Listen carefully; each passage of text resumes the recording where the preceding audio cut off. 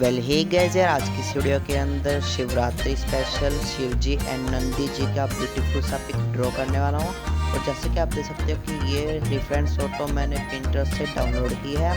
इस reference photo का लिंक मैं आपको नीचे डिस्क्रिप्शन में दे दूंगा, तो आप वहाँ से जाकर डाउनलोड कर लेना। आज की इस वीडियो के अंदर हम इसका आउटलाइन ड्रॉ करेंगे और नेक्स्ट पार्ट में हम देखेंगे कि किस तरीके से हम इसके अंदर कलरिंग कर सकते हैं। कलरिंग मुझे कौन से कलर से करना चाहिए वो आप मुझे कमेंट करके बता सकते हैं, अपना सजेशन दे सकते हैं। तो चलो अभी वीडियो को स्टार्ट करते हैं बिना किसी देरी के।